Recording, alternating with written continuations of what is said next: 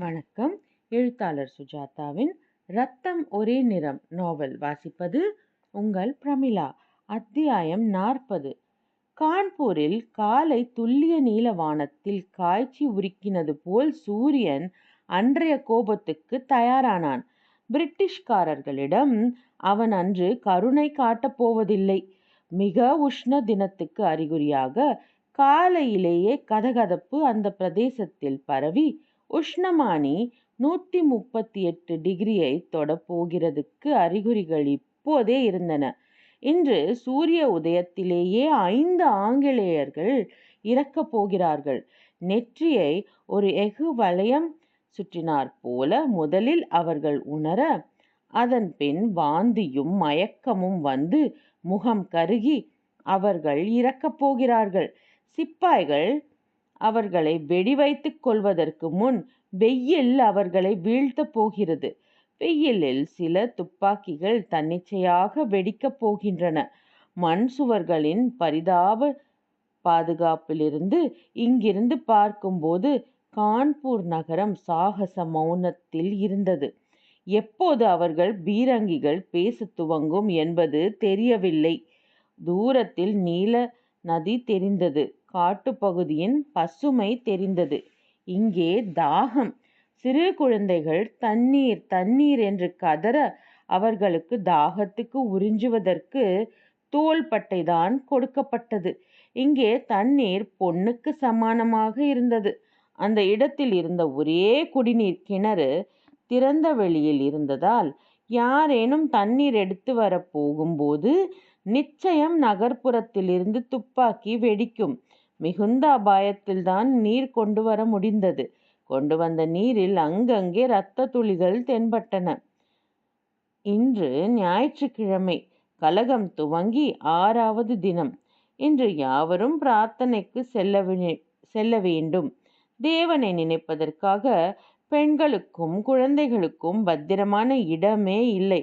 அதனால் சாப்ளைன் reverend Edward மான்கிரீவ் பிரார்த்தனைகளை சுமந்து கொண்டு ஒவ்வொரிடத்திற்கும் சென்று அவர்களுக்கு தேவ ஆறுதல் அளித்தார். பீரங்கிகள் அருகே தயாராக நிற்கும் இளம் ஆங்கிலேய அதிகாரிகளிடமும் சென்று, ராஜாவுக்கு ராஜாவே, அனைத்தையும் ஆளுபவனே, எங்களை காப்பாற்றுங்கள். உங்களை சிறந்தாண்டி வேண்டுகிறோம். எங்களை எங்கள் பகைவர்களிடமிருந்து காப்பாற்றுங்கள். அவர்கள் கொடுமைகளை கட்டுப்படுத்துங்கள். அவர்கள் வெறுப்புகளை தணியுங்கள். அவர்கள் சாதனங்களை வீணாக்குங்கள். எங்களிடம் இருக்கும் ஒரே பாதுகாப்பு நீர் ஒருவரே. எங்களை துன்பத்திலிருந்து காப்பாற்றுங்கள் என்று முணுமுணுத்து கொண்டே சென்றார். ஜெனரல் வீலர் தன் அறையில் லக்னோவுக்கு கடிதம் எழுதி கொண்டிருந்தார். 6ஆம் தேதியிலிருந்து நாங்கள் நானா சாஹிப்பின் தலைமையில் இந்திய துருப்புக்களின் ஆக்கிரமிப்பில் இருக்கிறோம். 4ஆம் தேதியிலிருந்து தாக்கிக் கொண்டிருக்கிறார்கள். அவர்களிடம் 2 24 பவுண்டு பெரிய பீரங்கிகளும் பற்பல சிறிய பீரங்கிகளும் இருக்கின்றன. எங்கள் தற்காப்பு முயற்சி பாராட்டத்தக்கதெனினும் எங்கள் நஷ்டங்கள் கொடூரமானவை. எப்போது உதவி வரப்போகிறது என்று காத்திருக்கிறோம். எப்போது எப்போது? இந்த செய்தியை 53 மைல் தூரத்தில் லக்னோவுக்கு அனுப்ப வேண்டும். அதற்காக ஒரு இந்திய தூதுவன் தேவை. அவன் காதுக்குள் காகிதத்தை சுருட்டி திணித்து அவனை அனுப்ப வேண்டும். செய்தியை அங்கே கொண்டு கொடுத்தால் அவனுக்கு 100 பவுண்ட் சன்மானம் தரப்படும். அங்கே டாக்டர்கள் அவன் காதிலிருந்து செய்தி கடிதத்தை ஆயுதம் கொண்டு வெளியே எடுப்பார்கள். ஆனால் யார் முன் வருவார்கள்? வீலர் தன் வீர சைன்யத்தை பார்த்தார். பரிதாபகரமான காட்சி. பாதி பேருக்கு உடைகள் கிழிந்திருந்தன. பசியாலும் தாகத்தாலும் பாதியாகி இருந்தார்கள். கொஞ்ச நஞ்சம் மிச்சமிருந்த தெம்பை சூரியன் வாங்கி கொண்டிருந்தது. இருந்தும் அவர்கள் தத்தம் நியமித்த இடங்களை புறக்கணிக்கவில்லை. பாதி முடித்திருந்த மண்சுவர். சுற்றிலும் குதிரை லாட வடிவத்தில் எதிரிகள் சூழ்ந்திருந்தார்கள். அவர்கள் எங்கே இருக்கிறார்கள்? எங்கிருந்து குண்டு வீசுகிறார்கள்? எதிரே இருந்த கட்டிடங்கள் அவர்களை மறைத்திருக்கின்றன. அவைகளை முன்பே வெடி வைத்து தகர்க்காதது மற்றொரு தப்பு. எத்தனையோ தப்புகளில் இதுவும் ஒன்று. இந்த இடத்தை தேர்ந்தெடுத்ததே ஆரம்ப தப்பு. Emily பிரமித்திருந்தாள், மறத்திருந்தாள்.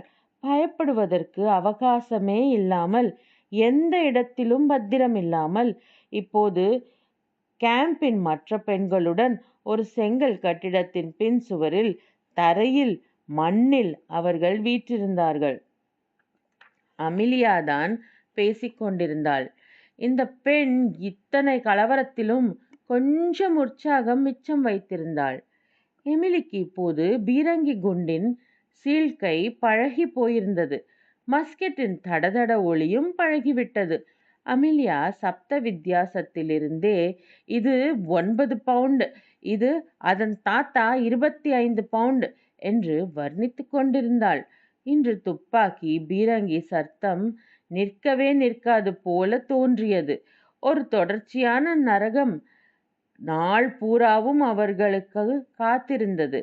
3 mortar, 2 24 pound, 3 18 pound, 2 12 pound, 2 9 pound என்று பீரங்கிகள் வகை வகையாக கோலாகலமாக முழங்கி நெருப்பு பந்துகளை அவர்கள் பால் வீசிக்கொண்டிருந்தன.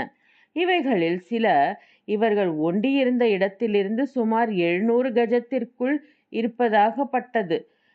தென்மேற்கில் 7 செங்கல் கட்டிடங்கள் எதிரிகளுக்கு சௌகரியமாக 40 அடி உயரச் சுவர்களுடன் இருந்தன. அருகே செயின்ட் ஜான் தேவாலயம் இருந்தது. இவ்விரண்டு பகுதிகளிலிருந்து சுமார் 12,000 சிப்பாய்கள் மறைந்திருந்து மஸ்கெட் துப்பாக்கிகளால் இவர்களை நோக்கி சதா சுட்டு கொண்டிருந்தார்கள். இவ்வளவிருந்தும் அவர்கள் நேராக இன்னும் தாக்கவில்லை. இங்கிருந்து பதில் பீரங்கிகள் வெடித்து கொண்டிருந்ததாலும் இங்கு எத்தனை பேர் இருக்கிறார்கள் என்கிற நிலை தெரியாததாலும் அவர்கள் நேர்த்தாக்குதலுக்கு இன்னும் தீர்மானிக்கவில்லை என்று தெரிந்தது. மறைமுகமாகத்தான் ஷெல் வீசல் நடந்து கொண்டிருந்தது. அமிலியா எமிலியை பார்த்து, உன் கணவனின் படை வருவதற்குள் நாம் எல்லோரும் கும்பலாக கற்பழிக்கப்பட்டு விடுவோம். அருகே இருந்த பாட்டியை பார்த்து சிரித்தாள். சிரிப்பதற்கு நேரமில்லை பெண்ணே இது. எனக்கு இன்னும் அடிபடவில்லையே எமிலி. இதெல்லாம் ஓய்ந்த பின் நான் முதல் காரியமாக என்ன செய்யப் போகிறேன் தெரியுமா? உன்னை நான் முதலில் பார்த்தபோது அணிந்திருந்தாயே நீல ட்ரெஸ், அதுபோல் நானும் கான்பூர் சையதிடம் தைத்து கொள்ளப் போகிறேன். எமிலிக்கு சிரிக்காமல் இருக்க முடியவில்லை. அமிலியா, உனக்கு பயமாகவே இல்லையா? இத்தனை சாவை பார்த்த பின் பயம் போய்விட்டது. இந்தியர்கள் ரொம்ப கொடுமைக்காரர்களா? நான் பார்த்த இந்தியர்கள் அப்படி இல்லை. எல்லோரும் என்னை உபாசித்தார்கள். அவர்கள் உள்ளே வருவதற்குள் உதவிப்படை கல்கத்தாவிலிருந்து வந்துவிடுமா? அதை நீதான் சொல்ல வேண்டும். 15 நாள் ஆயிற்று. எங்கே எல்லோரும் காணாமற் போய்விட்டார்கள்? தெரியவில்லை. இன்று என்ன நடக்கப் போகிறது? தினம் போலத்தான். Shell musket, shell musket.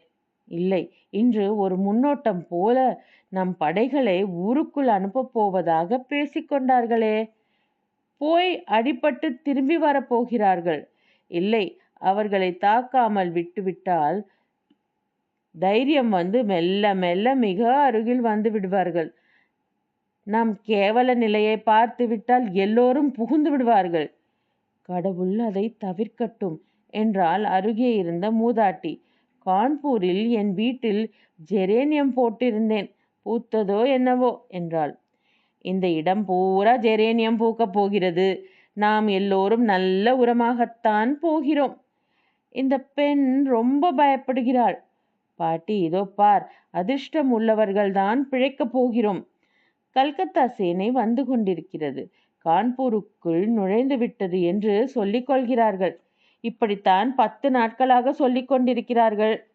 இவர்கள் இதெல்லாம் பேசிக்கொண்டிருக்கும் போது பீரங்கி சப்தமும் துப்பாக்கி சப்தமும் முழங்கிக் கொண்டுதான் இருந்தன. எமிலிக்கு எல்லாமே கனவு போல இருந்தது. அவளுடைய நம்பிக்கைகள் அத்தனையும் தகர்ந்திருந்தன. நான் யாருக்கு துன்பம் செய்தேன்?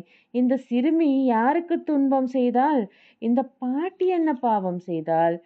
எதற்காக நாங்கள் புழுதியில் உட்கார்ந்து கொண்டு மரணத்திற்காக காத்திருக்க வேண்டும்? சாப்ளின் சொன்ன பிரார்த்தனைகள் எல்லாம் அபத்தம்.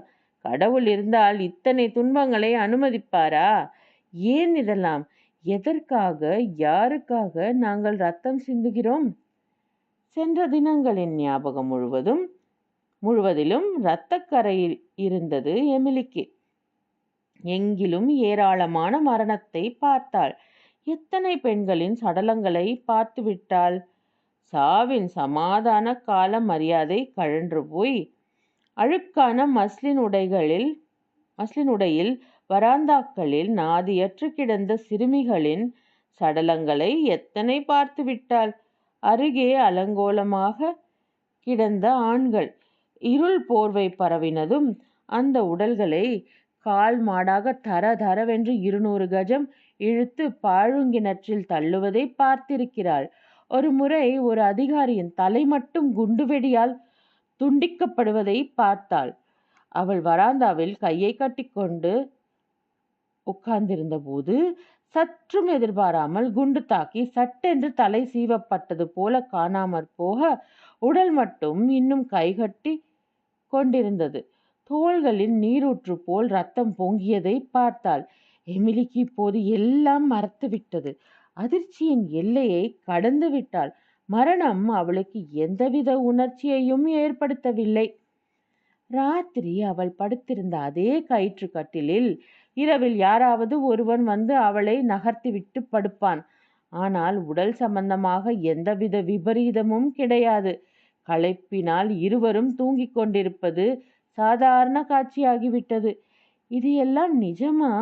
இந்த ஜனங்கள், இந்த நாற்றம், அந்த நாராசம், நகரத்தில் இருக்கும் முகமற்ற எதிரிகளின் நல்லவர்கள் இல்லையா?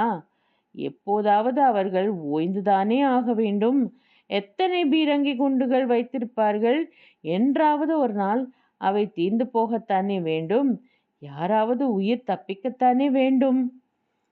உள்ளே 1000 பேர், வெளியே நகரத்தில் எத்தனை ஆயிரம் பல்லாயிரம் கரிய முகங்கள். இங்கே 1000 பரிதாப முகங்கள். பெண்களின் கீச்சுக்குரல் அலறல்கள், குழந்தைகளின் கூச்சல்கள்.